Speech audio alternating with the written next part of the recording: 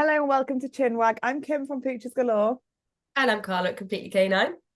And this week we are going to talk about behaviours that are the tip of the iceberg, which I think we both find when we go and see new clients that they present with one thing and then we do a little bit of digging. Or a lot of digging. Or a lot of digging. Yeah. And then we find that there's a lot more going on than maybe we thought, or maybe the owners thought, or maybe the vet thought.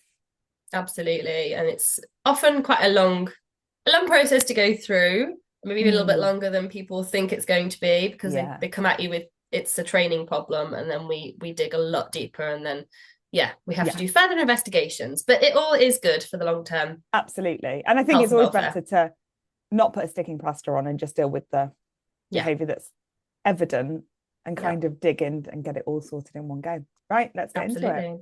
Let's do it. How have you been? I've been okay. I've been more healthy than we had at our last session.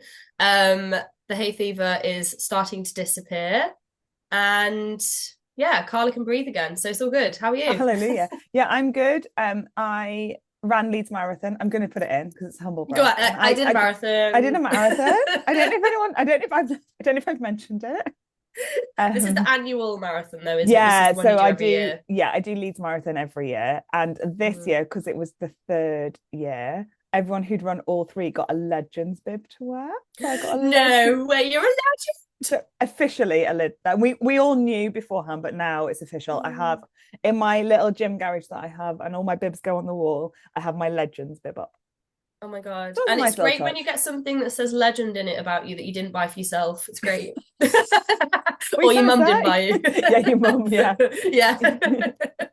Yeah. So that was quite cute. And I run as part of a team with an amazing guy called 𝙒𝙚𝙚𝙘𝙤𝙤 who's got motor neuron disease. And so he was in a wheelchair this year, and it was actually Rob Burrows' wheelchair from when he did the marathon with Kevin. No way. Like, unbelievable. So that did that, and then that kind of knocked me off a little bit for a couple of days because it weirdly takes quite a lot out of you running for 5 hours. So you get like a huge adrenaline hit running with other people as well. Like the endorphins are wild. So I can imagine you were like proper mentally exhausted after that too. Yeah, absolutely. So for Leeds, I've run a few marathons. That's not a humble brag, that is part of the story. And I've never done massive ones, like I've not done London or anything like that. But the crowds at Leeds Marathon make me cry. They are unbelievable. You run down this kind of bit and you get to 17 miles and you hit a little town called 𝙒𝙗𝙗. It is like the national day of 𝙒𝙗𝙗 is Leeds Marathon. Everyone is out. They're giving out ice pops. They're like Tour de France in your face cheering. It's like a wall of noise. It's insane. I do it just for that.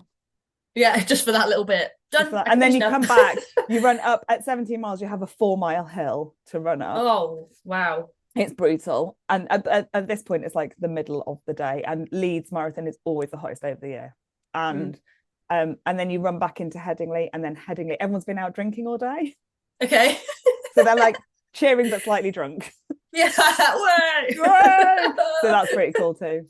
Yeah, so it's really good. It's such a good day. If you are in the north of England, or if you're anywhere, you fancy a fairly challenging marathon, but with the best support you can ever imagine, I highly recommend. And a fun day out. Yeah. I wouldn't get that far. Pretty real. Type 2 fun day out. Type 2. I've already signed up for next year, so. Well, yeah, there you go. Can't be that bad. Well, might get another Legends bib, mightn't I? You might get another Legends bib. What's the next, like, would you have to do another 3 for a Legends bib, or would you just do? The thing with Leeds Marathon is it's all kind of centered around Rob Burrows, and his number was 7. And so everything revolves around the number 7. And so I always thought that if you did 7 of them, they would do something if you had done 7 Leeds Marathons. So I think maybe they'll wait till then. Yeah. So I've got 4 more to go. Okay. Imagine if you did 6 and missed out. That'd be annoying. No pressure. No pressure. So yeah. So that kind of, and then you've had your whole top of your house has come off. Basically Essentially. I have a new roof, and my world is a bit upside down. My house is upside down with that, and you know what that's like. Oh, I hate that. yeah, you know, when you're like trying to do admin and you're like, where did I put that folder? Where did I put that Where's diary? my pen? Where's my brain today? I don't know where my brain I is. need more coffee. Yeah. So we just did that. Go get more coffee before the get session. more coffee. Yeah. So with all of that, we missed last week. So we're really sorry about that. Yeah. But we are back. And I think today will be quite interesting. Hopefully today will be quite interesting. Yeah, I think it will actually. We've got some good topics. Yeah, about kind of when we get inquiries. And I think you might have a different example, but mine often is loose lead walking. So I'll get an inquiry for loose lead walking. And then when I dig a little bit deeper, actually, the pulling on the lead is a symptom of underlying anxiety, of stress because of fear of dogs or of people or of, you know, and so you see the loose lead walking being dragged down the street, and that's the problem that people need help with. But the cause of that isn't a lack of training. Yeah, absolutely. Happens quite a lot. And it's not even always that. Sometimes it can be pain, or it can be aversion. It can be, you know, a history of what you've done with that dog when they've been on the lead and they're trying to avoid being close to you. There's so many things that loose lead walking is just a symptom, like pulling on the lead is a symptom of.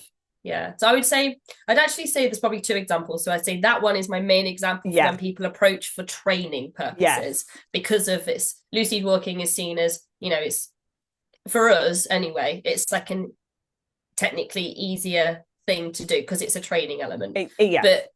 But then when people approach me for a behavior where they're seeing surface level behavior, it's usually barking at other dogs, so a little bit of reactivity. So that might be, you know, they really barking reactive to other dogs, so I want to stop the barking and the reactivity. And then when you delve deeper into it, the dog actually is walking strange, they've got a strange gait, or they, you know, there's some level of anxiety there, or their food is causing them gut issues and they're feeling unwell in themselves. So digging deeper and working with physio there, you're then like, oh, actually there's so much more going on. The dog is just displaying this as a symptom of feeling really unwell and not good inside in some way. And the thing can be, like with pain, it can be that the dog remembers. So one time they had a sore hip because they'd been on a massive hike the day before that they were unused to. And then the next day, their best mate, a big chocolate Labrador, bowled them over and it hurt their hip. And they've remembered that. So it might not even be that the pain is happening today. It happened 6 months ago, but they've remembered because it was really obvious to them and they've kept that connection. Yeah, it's like a little history marker, isn't it? Put it on there. Yeah, I have it. I have a particularly dodgy neck that can go into spasm by like opening a door.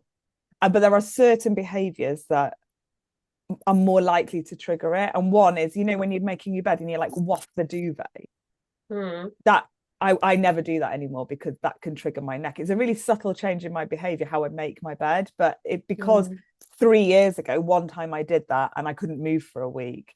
And it's that, well, I won't do that again type thing. It's avoidance, isn't it? Yeah. So you do, I've had the same thing, and I know I revert back to agility quite a lot, but it's where I see a lot of behaviours come up too, is that if a dog is consistently avoiding a jump, especially, they're all low. We work on like low level jumps. I never put jumps up above halfway anyway. But I had a Labrador recently, Inca, who's one of our regular agility dogs, and she'd over the course of 3 sessions started to avoid going on the jumps and landing. She would go round them, or she would do them and then she'd be hesitant about it, and then she would do a jumpy up behavior on her owner after she'd done the run, like and she was like, oh my god, she's getting excited. I'm like, it's not excitement, she's actually quite stressed. And deeper delving, she actually has got some we think arthritis in her shoulder joint, or in her elbow. I can't remember which one it is at the minute. And she's had, you know, x-rays and stuff on there to check. She's had CT scan. We're doing everything to check it. And they've said, we think she's okay, but actually because she's landed once, it's not super bad, she can run around, but because she's landed a couple of times on it and it's hurt, she's nervous about the next jumping time again. So it's just going to take a bit of time to warm her back into it again, now that we're dealing with the actual problem underneath the iceberg. That reminded me when you were saying about the dog jumping up at their owner and being quite mouthing on the lead is another one, isn't it? Where and you see it quite a lot in puppies, where there's some frustration, but also there's quite a lot of stress and anxiety, and they'll rag on the lead like a tug toy, and it's easy to say, oh, well, we'll just make that stop. But what we really need to work out is, why do they feel the need to do that, and then unpicking it. I'm working with a little puppy schnauzer at the minute that's finding walks a little bit overwhelming, and does a lot of ragging on the lead, and the owner was like, oh, it's frustrating, and I was like, it's part of everything else. It's not a separate problem. It's when we fix other things, that will naturally probably disappear. Yeah And even with, I guess, you know, you work with a lot of dogs with separation anxiety. You're working on a lot of the anxiety stuff and the leaving and coming back with Dory's and things like that. But also you do the independence games. So you do the, you know, working on free work, or, you know, building your dog's confidence that way. And I find when I do that with people, they sometimes struggle to understand the connection. Like, I'm not directly addressing the behavior that they're seeing at surface level. But then over time, when they do practice it, they're like, oh, the dog's actually more relaxed and they're more comfortable going off and not following me around the house. And it's like, it is all relevant. We're working deeper to make sure the dog doesn't feel the need to display the behaviors that you're seeing visibly. It's I always call it like whack-a-mole sometimes. Like, if you've got a dog that's destructive or digs or barks, if we just focus on that one behavior and stop it, it will come out somewhere else. Possibly, probably even worse. So if you go, oh, I've got a dog that digs in the garden, if we just focus on that and don't think about what could be causing it around and what it's an outlet for, it will come up in something else. Like, we'll fix that. I'll be back to fix something else. You know, we have to go, is it just because they're a terrier and they love to dig and getting them a sandpit will give them the outlet and they don't need anything else? Or is it a way of them relieving stress and anxiety that's built up, and they've learned that if I dig frantically, I feel better? We've got a dog, Bertie, as well, as one of my agility clients, and his enthusiasm for agility has dropped considerably recently, and I've noticed again with his gait it's slightly off. So we've been going down the route of having vet checks, and he's going through scans at the minute. He's working with a grooming behaviourist who's doing amazing things with him to build his confidence up, and he at the minute has been obsessing over water. Okay. So he used to anyway be quite interested in it, but now he's replaced his obsession with the enjoyment of agility with going over to the water bowl. And if he's feeling unsure about something, he will search for the water bowl and he'll be like licking, drinking frantically and digging. So we know that there's something not going on that's not, you know, we're digging, we're delving into that at the moment. We're in the process of it, but we're noticing these behaviors come through where he's trying to displace and search for outlets where he feels good and they make him distracted or feel better about himself. And it is that is what it is, isn't it? It's displacement activities. It's I feel uncomfortable, so I'm going to do this. Mine's always making a coffee. If I have to do something that I'm like, and it can be procrastination, it's a bit of both in humans, but often I will be like, oh, I'll go and make a coffee and I'll just like potter and I'll just get some of this energy out and then I'll sit down and do it. And that can be one of the ways in which dogs can display. I remember when I did my APDT assessment, I had this I'll never forget this dog. I can't remember what it's called. We're going back a long time, 12 years or something. And I had this chocolate Labrador in my class. So when you do your APDT assessment, you turn up on the day and you're given about 6 dogs to train that you've never met before, that have just volunteered to come to a free dog training class. This dog probably should not have been in a class. Right. If it was my personal class, I would have advised the owner that this dog was not suitable for a class. And I did out loud say that, because you are being assessed. So you have to make sure that you... I was like, have they done classes before? They were like, no. Like, I think why.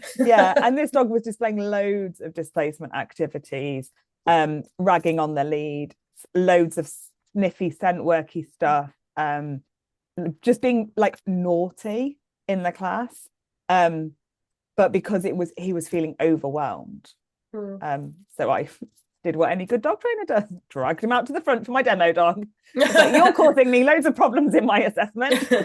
Let's keep your brain working.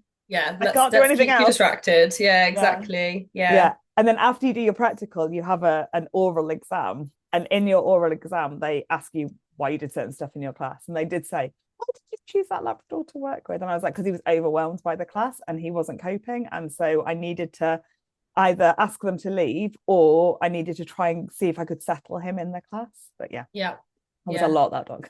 You do see that. I think find that when you've got a new group of dogs and you don't know them yet, and that's your way of determining it. And you usually get one in each class on the first session that just goes, oh, dogs, people, sniffs, oh my god, and then you get the silly behavior, or you get really good focus, and then after 10 minutes you get silly behavior because they're like, I'm doing so much impulse control work to try and stop myself from doing these behaviors, I can't cope anymore. And then they go roll on the floor, scratch, scratch, scratch, scratch, jumping, bite the lead, sniffing the hedges, pulling on the lead, and you've just lost them. It becomes one of the like fight or flight responses. So everyone kind of knows the fight or flight, but there are other behaviors as well. And one of them is like faffing around, fiddling about. Because I always remember them with F's, but it is that kind of silly behavior, out of context behavior, but it looks naughty.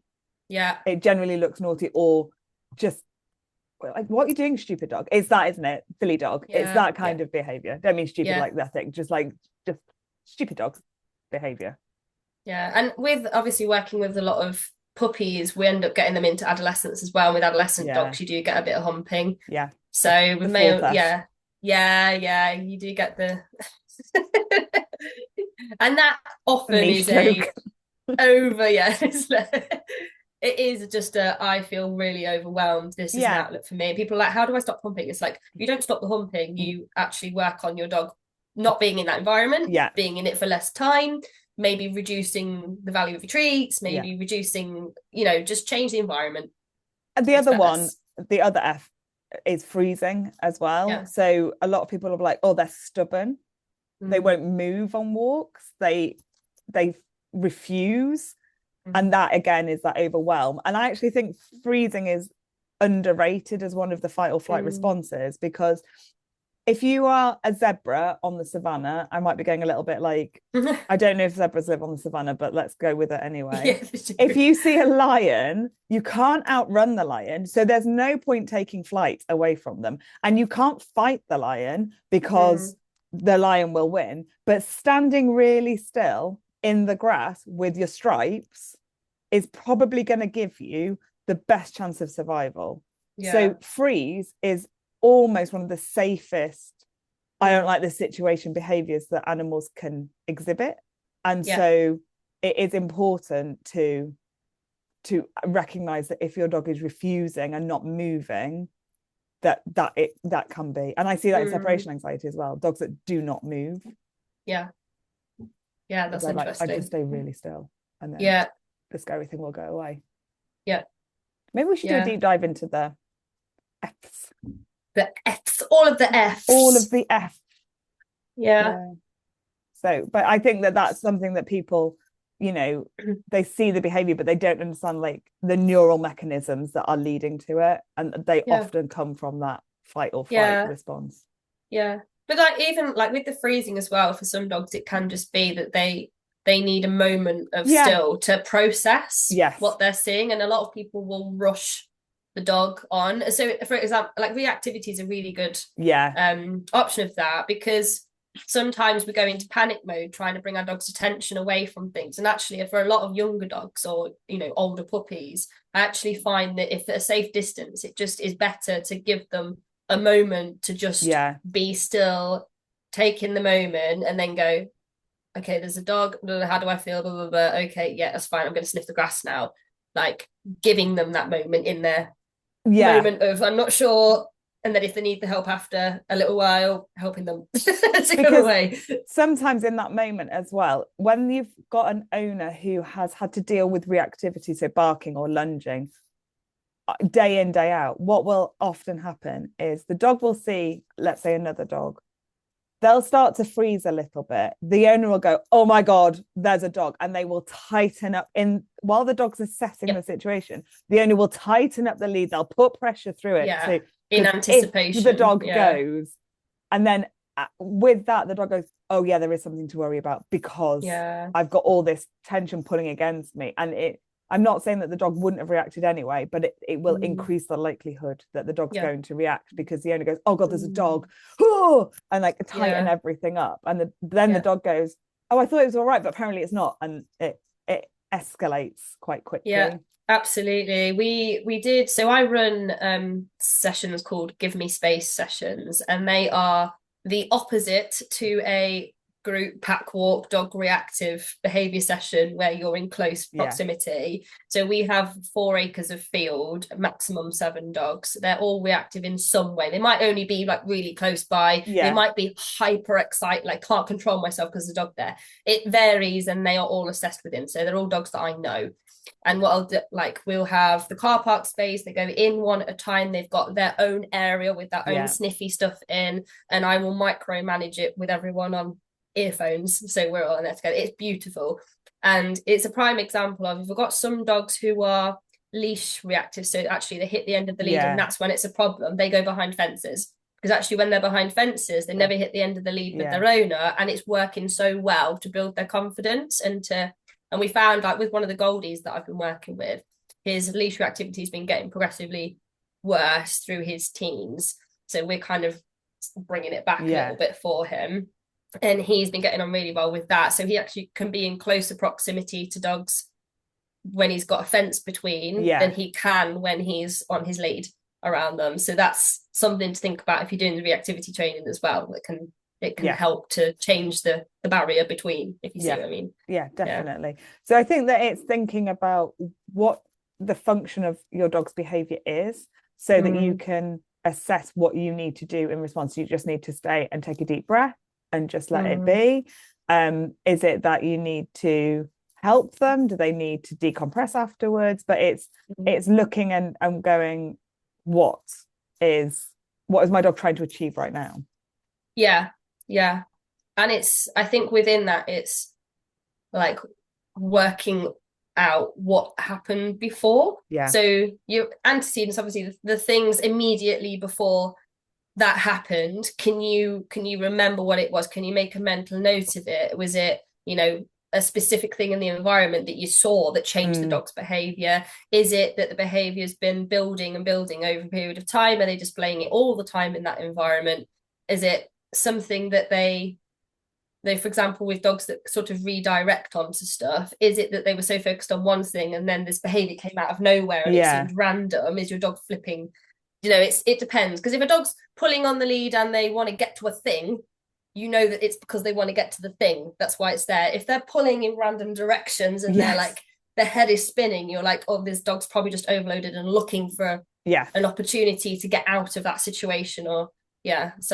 And that's when keeping a diary can be really effective.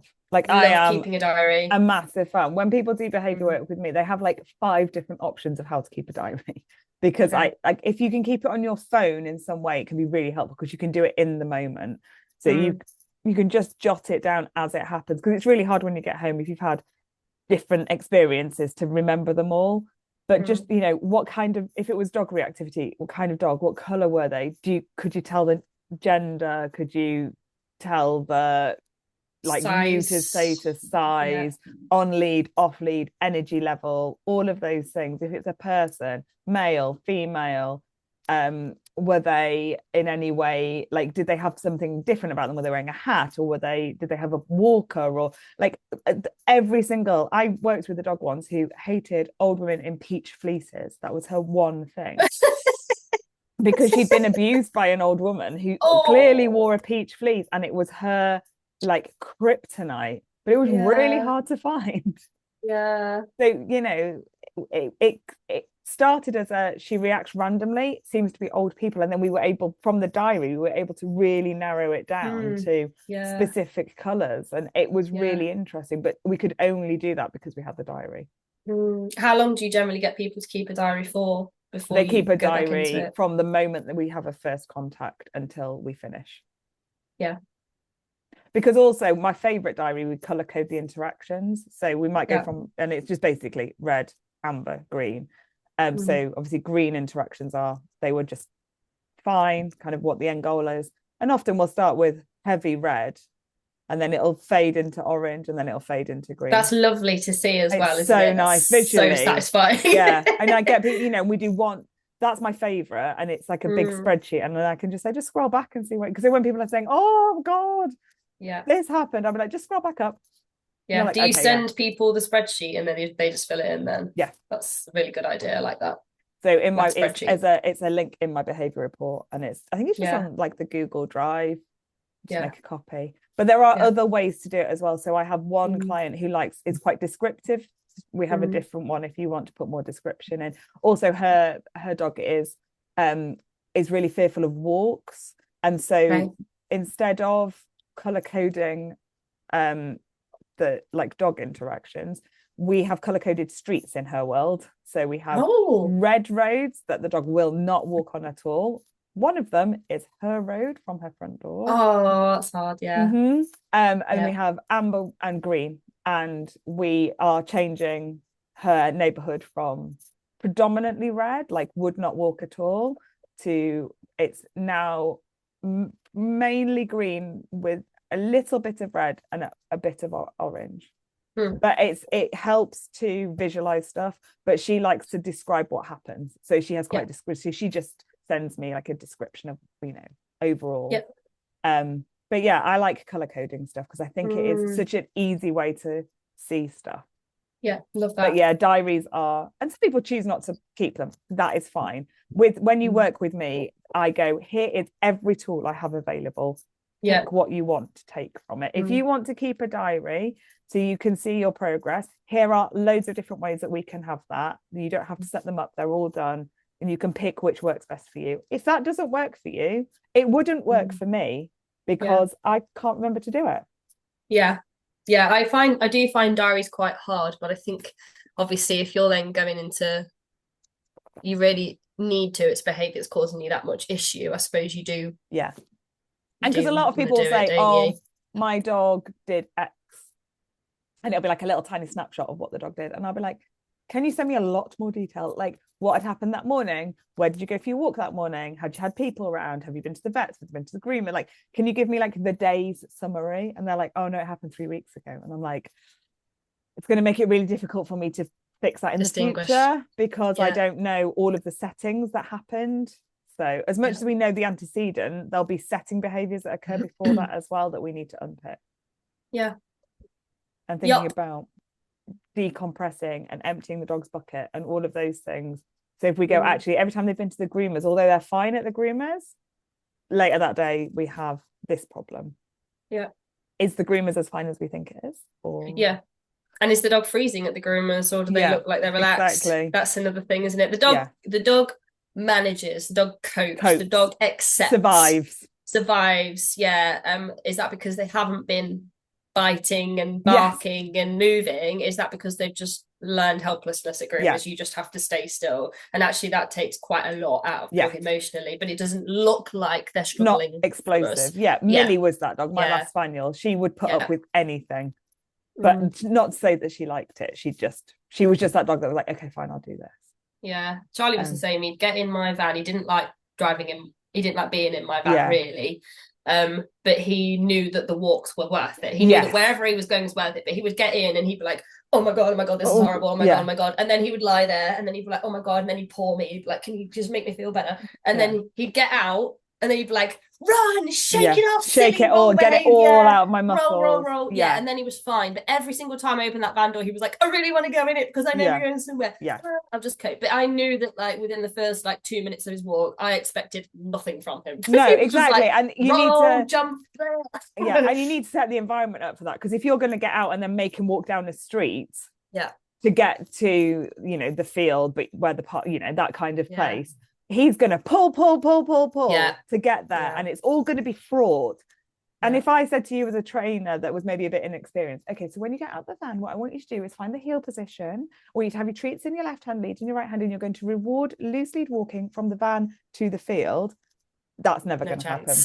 No, absolutely not. And it's about understanding. But if you as a trainer or behaviorist just turn up and the dog is acting out, it's about unpicking, like, how are they in the car on the way over? Like, do they like the car? Do they travel in the car regularly? Because you could try your absolute hardest to get that heel position or get focus or whatever it is. But if they've had half an hour in a car that's been quite traumatic, you need to be like, right, let's get a tug toy out. Let's burn some of this off. Let's give them 10 minutes of this session. And I'm going to show you how to start your walks. And then, okay, now can we get some basics? Okay, and then we can build up from there. 100%. And also with the car thing as well, if your dog gets car sickness, I have this sometimes with dogs that come to classes and they might get a little bit car sick or a bit motion sick, or they've like been sick in the car. Yeah. And then they turn up to class and they go in straight away to do greetings with dogs, and the dog's Yeah. like, I feel horrible. Yeah. Go away. Yeah. So then they're like, oh, the dog's not normally like that. And I'm like, your dog feels horrible. Yeah. And the last thing they want is a social interaction. They so just if need you to do be on experience land it, for a little bit. They need to be like, they need to, not be near anything and touch anything. They just have need a moment and a drink. Yeah, and a drink. Yeah. Yeah. And to brush their teeth. And to brush their teeth before they go kissing other dogs. Yeah, exactly. But it is about understanding that in the grand scheme of things. Yeah, so definitely. Perfect. Well, hopefully that's given people some food for thought on how some behaviors look like one thing but actually have a lot more going on behind them. Yeah. We'll see you next week. We'll see you next week.